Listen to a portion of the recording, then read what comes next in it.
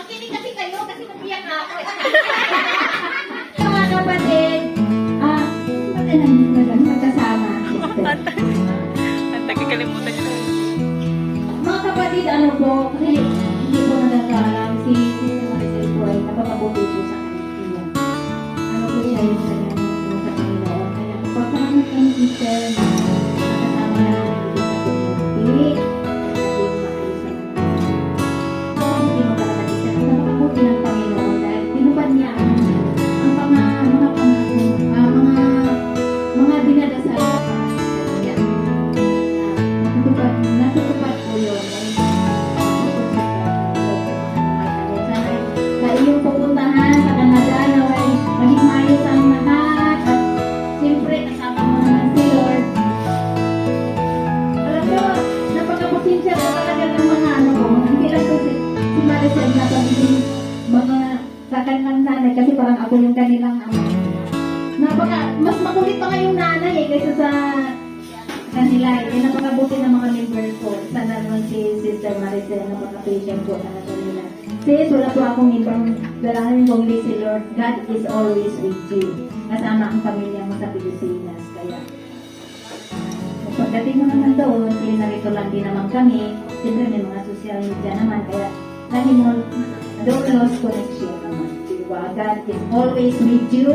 Anywhere we go, lahat po, nandyan si Lord palagi sa iyo dahil love na love kami, Lord. Amen. Amen.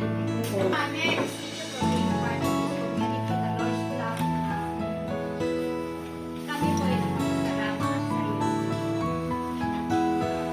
Tapat sa iyo pag-serve. Every Sunday, nandito ka. Kung mayroon kang mga schedule na hindi tapos na dito, ikaw ay nagpapaalam. Talagang yung service mo ay talaga nandiyan with Lord. Ang iyong pagkikitaran. Talagang yung heart mo ay talagang hindi mo iniwalay kay Lord. Yung puso mo ay lagi nandiyan si Lord sa puso mo. Kung paano mo pinagkikuran si Lord, ang puso mo ay hindi yun papabayaan ni Lord lalo sa Canada, sa iyong pagpunta sa Canada, ay pagpalain na sa pamilya, sa panalangin sa iyo ay sa iyo, sa iyo, para ano man ang pangangailangan mo, masustain lahat mo. Ang naway din naman yung makakalimutan mo. Stay connected no social media at patuloy kang mag-serve kay Lord kahit kung naway matagpuan mo rin yung ng Lord sa Lord staff. Para yung connection natin sa Lord staff. Naway guide ka ni Lord kung paano ka naging Lord staff ni Lord. God bless you, love you. Kasi nakita ko talaga na you are naging faithful servant ni Lord despite sa mga circumstances na napagdaanan mo. Naging matatag ka, hindi ka bumigay. Siya naging nakita niya. At nakita yun ni Lord yung heart desire mo. Kaya ginrant niya yung maninithinang yung puso na makapunta ka dun sa Canada. At this is it. This is your time to shine. Ang dalangin ko lang na nawa ang maayos at na kalalagyan mo doon sa Canada. Maging maayos yung sitwasyon mo, yung mga amo mo. At the same time, nawa patuloy ka niyang gamitin bilang instrumento doon at makapagtatag mo ng bagong Lord sa at naway patuloy ka maging ilaw doon sa mga tao makakasalamuha mo. Amen. God be with you always. And we pray for you. We love you and we can miss you. Best friend? Ganyan ka best friend?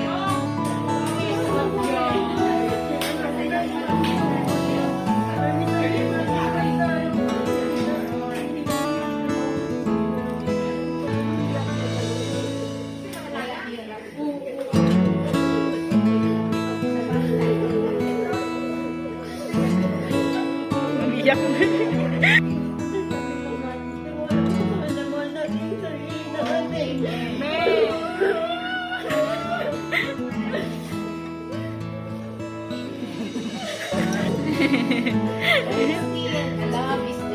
Yes, amen. Message.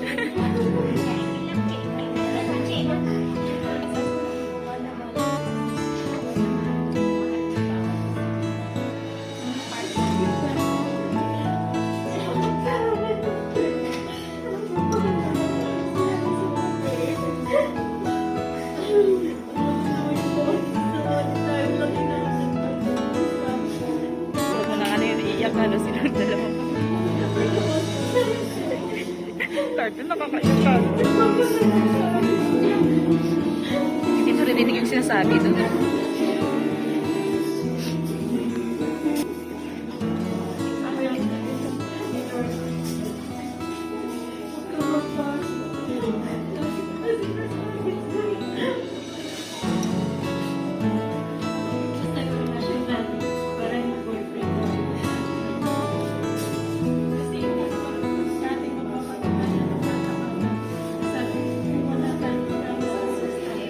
Yes, amen.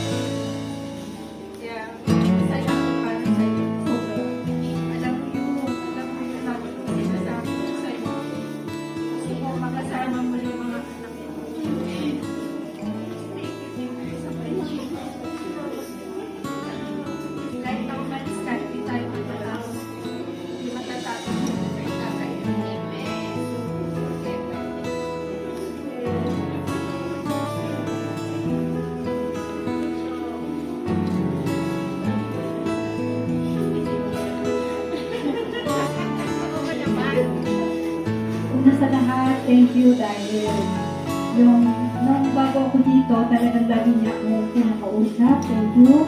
At saka thank you doon sa tulong mo sa akin nung magpapako, hindi ka nagdalawang isip. Kahit bigat-bigat, ay sinamahan mo ako. Thank you so much. Ang wish ko sa'yo, God bless. At nawa maging masaya ka, maging matagumpay ka sa kanila. At siyempre, alam ko, hindi mo kami nakakalimutan. Thank you so much.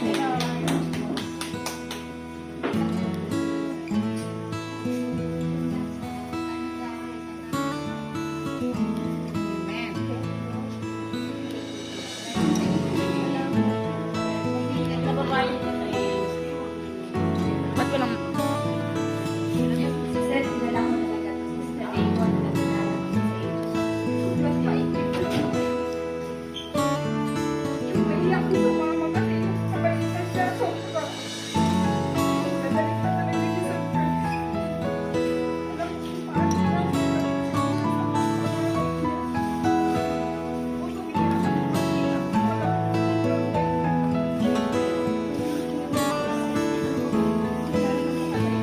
Kung tumingin ako ng maiyak,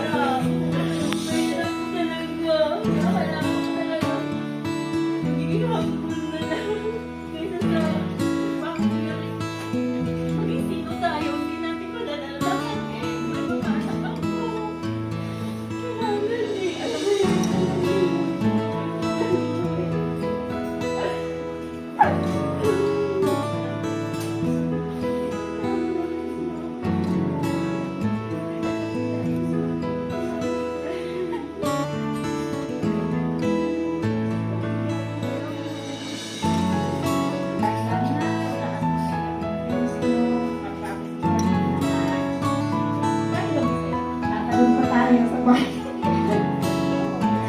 Jogging pa tayo. Jogging pa tayo. Alakad pa tayo po sa Pareso. Nilakad kasi namin dito from dito. Last 2019. Nilakad namin dito hanggang sa Pareso. Natanawin pa siya. Ano, kaya ba natin? Tapos may nakita kami ng Nakadabog na yung araw. Ay, ang ganda. Picture natin. Talaga siya eh. Yan na lang magpapakaon doon. Tapos malapit na kami sa kanyang pag-alis niya. Sana yung mga memories dito. Happy memories. Kasi ang sister natin. Tapos natin na lang kami. Ano naman eh. Through communication. Tawag dito. Wala. Ingat natin.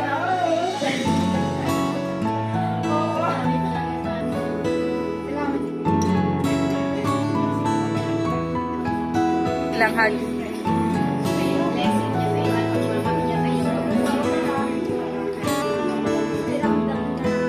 Masaya kasi ayos ka at magiging yung mga pangarap mo.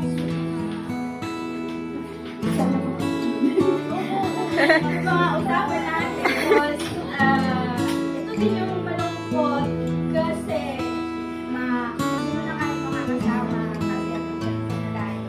Kaya nararamdaman ko kung ano yung nararamdaman ko. Kaya manalangin ko sa'yo na sana maganda yung para natin sa family mo at sa iyo. Kaya pray kita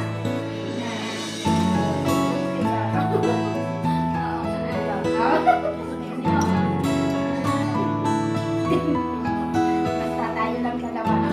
Kayo lang nagkakaintindihan. Ingat ka palagi.